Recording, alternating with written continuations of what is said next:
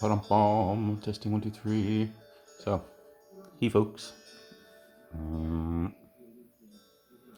So, I was trying to do it live, but my internet's kind of weird. So I'm recording this, and it's a pre-live live. The discussion point will be loopers. A boy here, Jonathan Cordy. Go and check him out. He's cool. Listed a bunch of gear that is getting him through the corona thing, and number one of those was a looper, the tiny little ditto, and there's all kinds of different ways to do this. I myself am a beginner at looping. I've been looking at this for a year. I'm not that good at it, but there's a lot of people in the group that are. Check out Lady Texter Raquel. She rocks the house. And the point of this is, I spoke with Jared Smythe the other day. Smythe, not sure, but Jared, very cool guy, very knowledgeable on many things MIDI, but super cool with loopers, and he's got a bunch of them, including the arrows, including the Headrush looper board, Super Fang, and a whole bunch of other stuff. Knows his stuff, and he has very graciously granted me an interview, and we're looking to populate that with your questions and mine, but also yours. So I wanted to very quickly run through the stuff that I'm working on and have been working on as part of the mini dream rig that I've been building for the last year. Zip out of here and go into Quantiloop. This here is a 4-track iPad-based looper which quantizes and can save stuff. Note, the Helix does not do this. The Helix looper is made for testing, more or less. Very mild, minor looping stuff. You've got 30 seconds of autonomy and then you're out.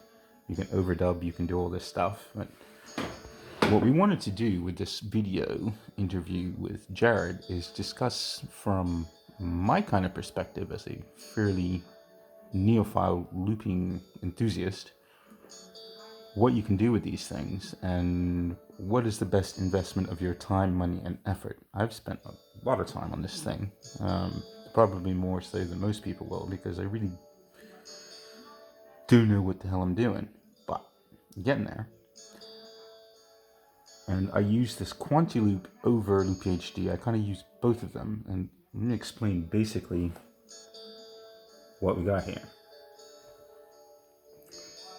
Hit stop, it plays to the end of the 8-bar track, and then you can do all kinds of tricks with this thing. You can fade in, you can fade out, you can reverse, you can transpose, as in change the tone of the entire loop. And why Quantiloop? Because it quantizes. So when you're considering looping, there is a marked difference between, say, a software looper like this. What you do is connect this thing to the old camera connector kit. I use one with power added, very useful. Plug that in, USB off to the old Stompy, and the Stomp acts as the interface. So it is sending out all that you're recording in stereo along tracks 1 and 2 into this. And here in the input, you've got all 4 tracks, and you can set this thing to attack on the Helix. Grab that sound in. You can boost the levels. You can do all kinds of stuff with this. It's really cool. Now, there's a big difference here between that and, say, the internal Helix looper or an external hardware looper, in that the internal looper you can place anywhere in the signal chain. So you can stick it at the front, and then all effects that you have on will be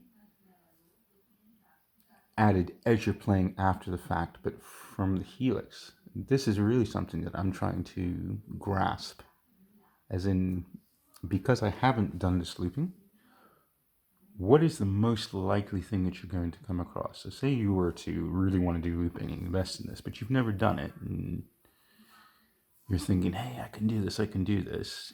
Rather than go out and buy a small little looper like I have, and then get these things like I have, say you want to jump to something that's just going to work. what would be the best thing to do?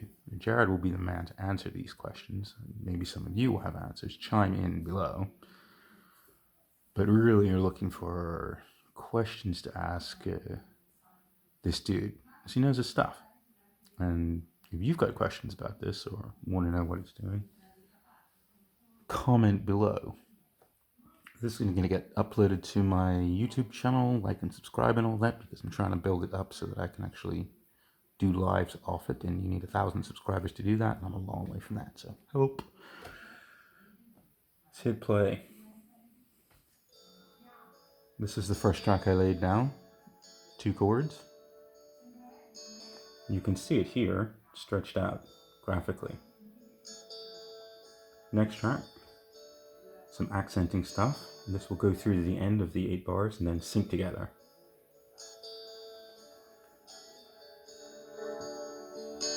Next track, other little accents. And the cool thing here is that you can very slowly build these up, remove them, put them back in, do all kinds of stuff. Next track,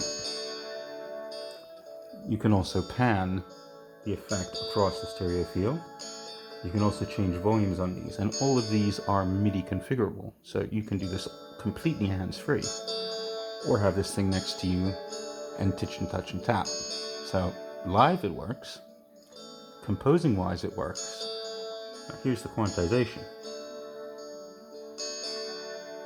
You've got the beats, slowing down, slowing way down. But think about this, you can also, you've got the half speed, full speed on the Helix. Well, this thing, you can record at any speed and change it to any other speed you want.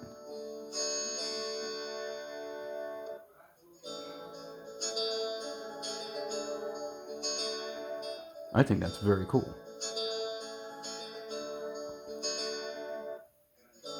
So, tap out of that. There's all kinds of stuff that you can do with these things, but